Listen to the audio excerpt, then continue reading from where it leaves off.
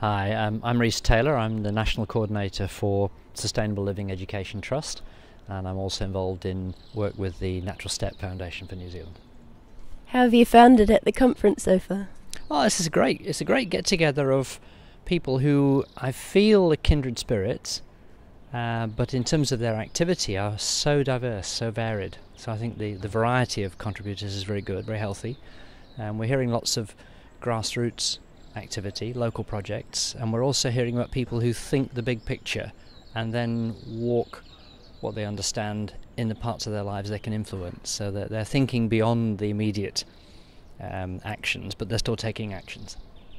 Do you see a problem with preaching to the converted? I don't think there's much preaching going on, which is good. I think there's a lot of discussion here among people who understand where we're coming from, so there's that sense that we connect with each other quite quickly and easily. For example, you don't need in this gathering to define what are unsustainable actions, because there's a common understanding that our rate of resource use and our rate of waste and our lack of connection with natural systems is the basis of unsustainability. So that's understood. So it may be that those who are attending the event are principally those who've got their own stories to tell but want to hear other people's stories. So it's an exchange. I think that's healthy. That's fine. And how did you find presenting in this environment where you've got the people in the different centres? I felt quite comfortable with that, but I've been interested in virtual travel, distance travel for a long time. I used to work in the UK, and in the 1980s I was involved in helping a group that were looking at telecommunications as an alternative to literal travel. So it's an idea I felt is overdue in New Zealand. We ought to be using a lot more teleconferencing. And I felt very comfortable that the technical quality of sound was very good, and the picture quality, while not great, was adequate on a big screen. I think if I was teleconferencing and only had a small screen, that the poor picture quality would be frustrating. Do you feel that personal connection with the people in the different centres?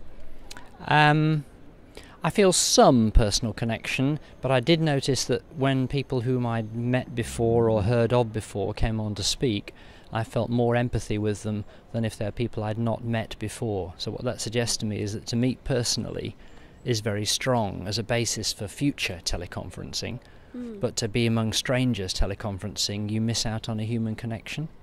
So I think you need, if possible, to work with a mixture of the two. Some literal travel and some virtual travel. Could you say a little bit about your presentation and what you've been doing? Well, I was talking in my 10 minutes, which is, by the way, is a very tight discipline. 15 would have been nicer, but in my 10 minutes I talked about the Sustainable Living Education Trust, which is doing adult and community education, backed by local government, and our aim in that work is to offer people lots of practical ideas on what you can do at home to reduce your environmental impact and to live more sustainably, and we do that by helping the group to learn as a group. So those people who are getting a knowledge base and gathering extra experience exchange with each other as they learn. They try ideas out, they test ideas on each other, they report their successes and their failures and their difficulties, and they become more confident over a period of up to 8, maybe even 10 sessions of about 2 hours per evening, once a week.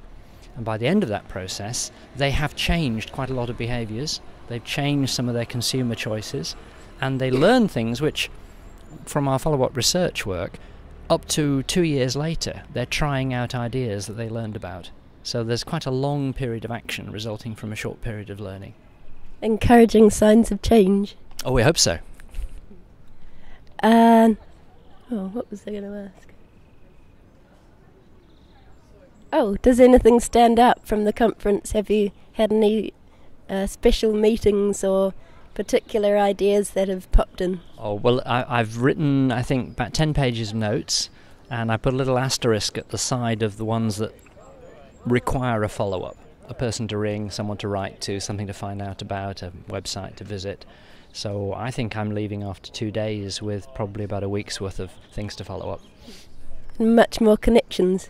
That's the value of a conference gathering, and the advantage of being exposed through this discipline of very short sessions is that you get a broader net of connections, but you get less detail. In that sense, I find it more interesting than many of the sessions I've been to in other conferences where you wait for a whole hour to find out whether a paper is useful or not.